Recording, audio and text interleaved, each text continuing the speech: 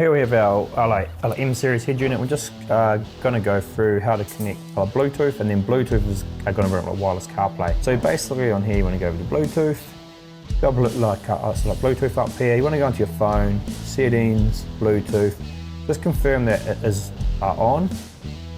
Push search on the head unit here. Here it's come up here.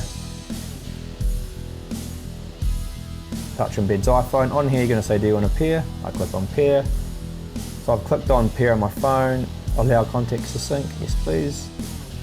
And you can see it just paired up in Bluetooth, and automatically CarPlay is going to start. Now I might get like something on here asking you, do you want to allow CarPlay to work? Just say yes.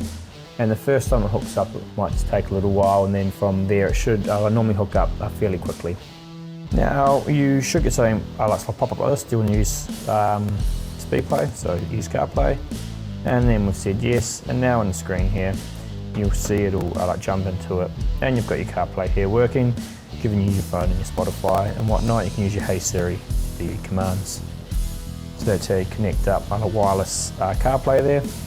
No wires on our M series head unit.